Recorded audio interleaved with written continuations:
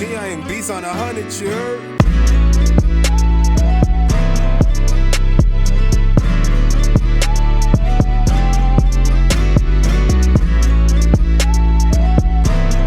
You are tuning in to T Consciousness. Please like, comment, and subscribe and hit the notification bell. Thank you. What's going on social media? It's T Consciousness back at you with another video on the biological trespass of stepfatherhood. The first thing I'm going to get into is everything in the description and duties of maintaining a relationship and distributing to it and making contributions to it is highly dependent on the man in a situation where he is dating a woman with kids from prior relationships. Once a woman has a man's kids, she birthed him a legacy. Even if she has children or another child by another man, she birthed him a legacy. This creates her body to become a multi-procreational universe. All because of telegamy. And once again, I'll explain telegamy. Telegamy is biological, psychological, neurological, and spiritual and genetic information passed from a man through semen to a woman, and her microchimers in her brain collect the data, which is everything that makes up these men's DNA, and use it for the rest of her life. And everything in this that went inside of her will symptomatically demonstrate itself through her behavior, her thinking,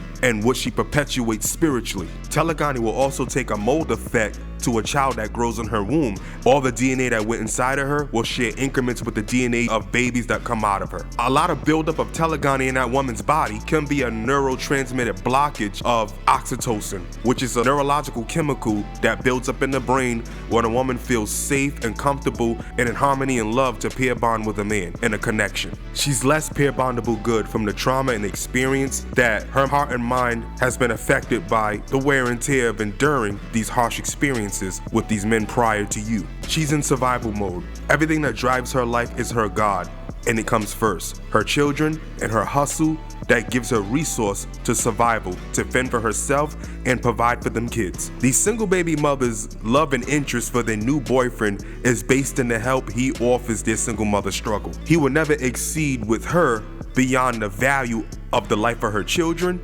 and the value of what she does to make a living to support herself and them kids, and never exceed the value of the love she established with the father of them children, because them children are a replica of the man who made them with her. So when she interact with that child, she's interacting with the essence of who that man is. You come second to third to fourth, fifth place and whatever number of things that solidify the dynamic with her and the child and the child's father. But y'all ain't thinking about all this. Culture don't emphasize all this. Y'all thinking with your D and you're looking at how good she looks and you're doing the most, because the things you have to do for a single baby mama is a lot of things that bring ease to the struggle economy of single motherhood to gain the reward of monogamy. Sometimes the life of single motherhood emasculates women to a point where they're not gonna let nobody dictate to how the system of how her life operates. Man, when you put yourself in a position to be a stepdad to a woman in this predicament with kids, you deprive yourself of getting the first fruits of her womb and experiencing the most spontaneousness you can get with her body and intimacy. A woman's body ages the more she has sex with a lot of different men. She comes out of tune with her femininity. This is why women are designed for one man. Every woman changed after every man that came. Their body may lose its elasticity if they're having consistent sex with a lot of different men on a regular basis. Their body can't recoup itself.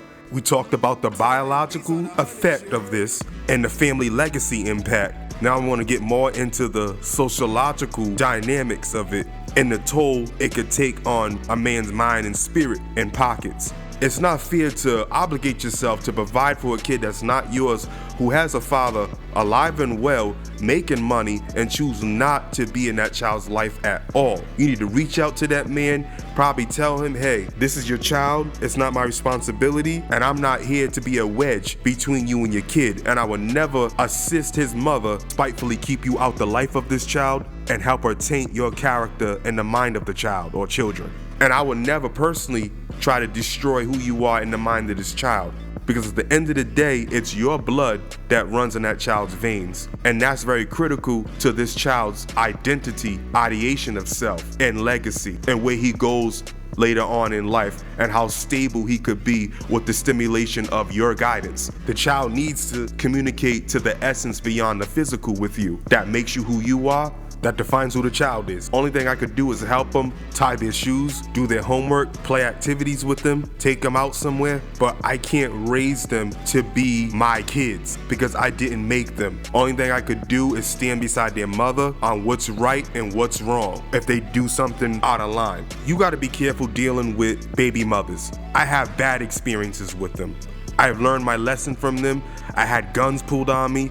I've been assaulted by baby daddies over the baby mama. Sometimes it could be dangerous to deal with a woman who has a young child. Stay away from women with kids that's 4 years old and younger because the child's young age defines the time span of the separation of a relationship that was probably years long, that would take her years to get over, regardless if she still desires intimacy or she resents that man. A woman has to go through the evolution of breaking up with her child's father. Physically separating is one thing, but emotionally moving on is another. It would take about a good 5 to 7 years for that man to become emotionally irrelevant to that woman after she stops sexually engaging with this man.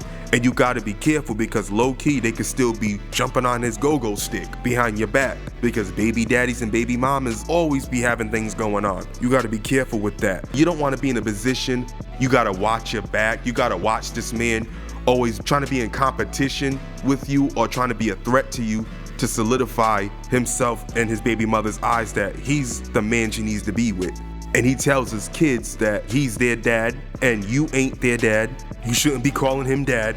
He ain't got no right putting his hand on you. He yell at you, put his hand on you, better tell me. Because we got those petty, jealous, difficult baby daddies out there, like we got the ratchet baby mamas who don't know how to behave themselves and civilly co-parent with their baby daddy without the extra bull. We got men out here in that time. I had a lot of encounters with baby daddies of baby mamas I was trying to date. It didn't work, and I would never in life try this mess again. A lot of these men stay away, don't want nothing to do with the woman and the child or children, and as soon as they hear about her dating somebody, they want to show up at the door, blow up her phone, like, who you got around my kids? I want to see my kids just to see who this man is and see what's the deal with her and the new companion. Man, please. Only stuff like this go on in black culture, especially in the urban community. Other cultures don't experience stuff like this because they are raised on strong principle, structure, and morals of traditions that bring family together. And if you really about that life of dating baby mamas, you better count up the cost before you pay this price. Say if like you raising these kids from a very young age, the kid sass you back one day, say, you ain't my daddy. Be careful because you could be even spited by being lied on by one of these kids. And be careful around these young, fast teenage stepdaughters whose bodies are developing. They hitting puberty and hitting cartwheels and hitting splits around you in little tight clothes. And their bodies are developing into grown women.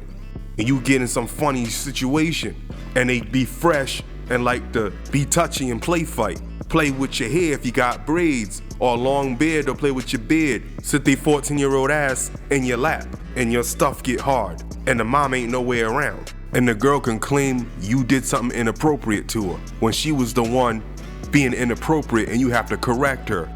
Avoid this stuff, man. The stepson in this situation could wanna take over the house and bully you as he's in control.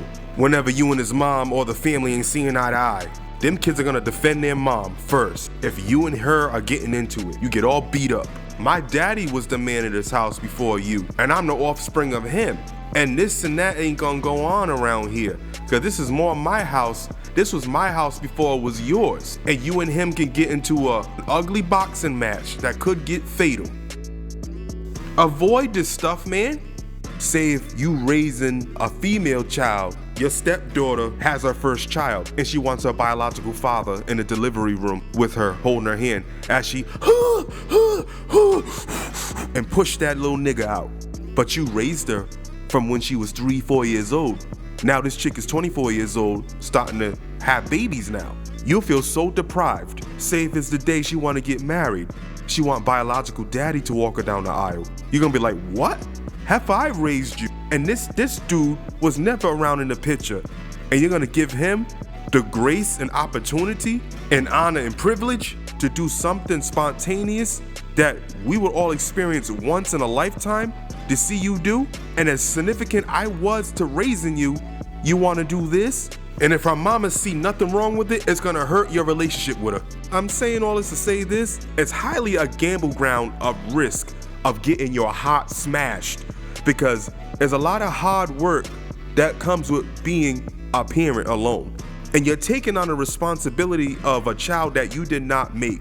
So you're depriving yourself of experiencing everything and the duties and the dynamic of taking care of a stepchild, of experiencing taking care of your own biological child. And sometimes you may produce a biological seed of your own in a dynamic like this, having a blended family. The kids that she made in relationships before you will never be your kids. You can never pass down a legacy mantle to these kids. It don't work that way. This is a bloodline thing. You get involved in this type of biological trespass mess, you deserve the outcome that comes with it, because that is not your original home. You're trespassing. I don't belong there because I have no business there. I have no biological ground with the children, any of the children there. And that woman can't latch onto me, all this love. A lot of these women be faking they all in love. Oh, I just love you so much. Mounting all on you, holding you, kissing you everywhere, sucking and effing you like she ain't got no sense.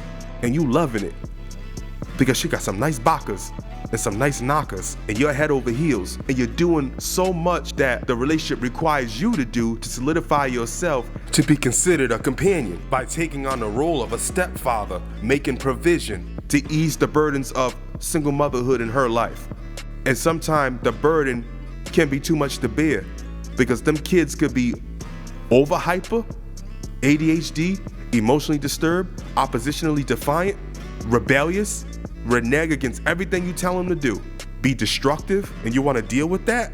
Especially the hood rat women who are legendary 304s. They tend to have snotty-nosed, bratty, badass kids that cuss like sailors at 2 years old. Before they know their whole ABCs, they know every cuss word. They know how to observe adult conversation and get involved and memorize information and pass it around as gossip. Especially ghetto ratchet women that have a bunch of people in and out smoking, domestic violence go on, drug use, play all type of filthy music, watch all type of stuff on TV. They, and people come in and out that house having sexual encounters with each other, and the kids are around observing all this, watching folk roll blunts, drink from alcohol bottles, and demonstrate the unstable behavior that comes out of consuming these substances. That's why these little kids grow up fast. But that's a whole nother topic. But you want to enter a life of a woman that may live a lifestyle in this type of dynamic?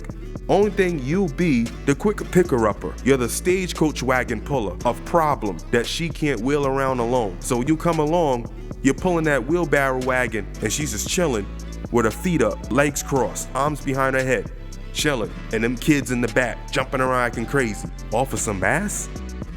All for some ass?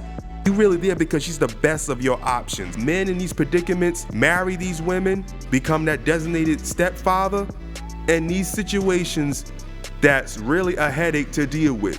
It's not because he's all in love with her, but he's trying to accommodate his needs. He's just in survival mode, just like she is. Men that get caught up in these situations don't have better options. Trust me, if you can be what a slim fit, feminine, submissive woman with no kids, young in age, don't have much bodies, you would jump on that and make all types of babies in her. But if you gotta find a woman who already got kids to start a legacy, may not be in the most abundant place as a man to attract a woman whose body has never been a legacy portal for another man. You gotta be careful dating single mamas because they can have you in their life as jealousy bait to make the child's father jealous and trigger him into chasing her, but he's gonna go about it as he's concerned about his kid. And if things get out of hand, she gonna put you in a position to be her hero, her security guard, like Dr. BOA said, guard dog.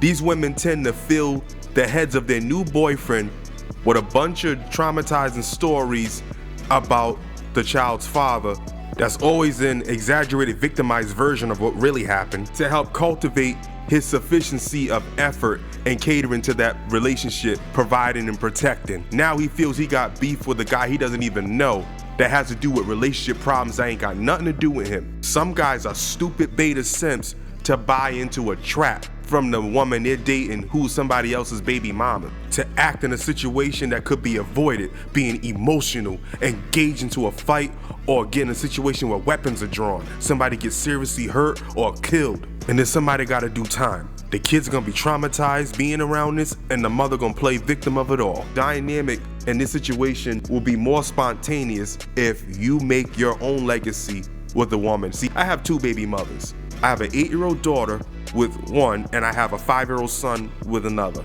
And I made sure I was the first man that graced these women's body with a seed. The mother of my first child only has a child by me.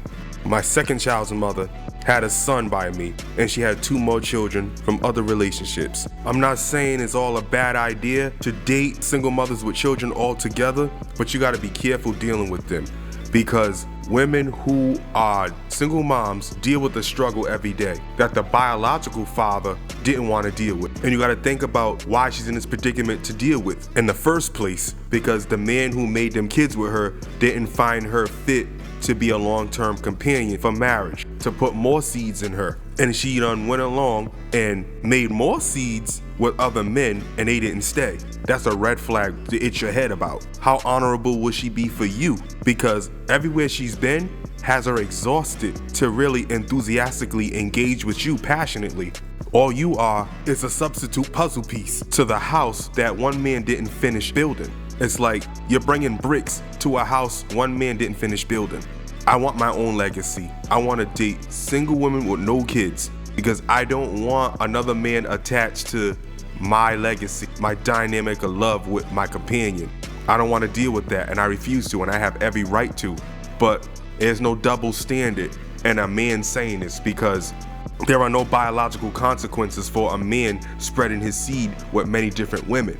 It's not that way for a woman. See, when a woman has a child, she becomes that man's wife internally, biologically, for the rest of her life. And you have to share the same biological wife, and that is biological trespass. You're gonna birth a baby in the midst of a lot of biological interruption that's going on inside that woman's body. But you may not think it's that deep and that serious, because urban ghetto culture don't emphasize things like this. We just act and get in situations that the worst comes out of, and then we look at it from a victim space, so count up the cost of biological trespassing to be a stepfather. Well, that's it for today. You will see me next time when I upload my next content. Please remember to subscribe, like, comment, and share, and hit the notification bell. Thank you.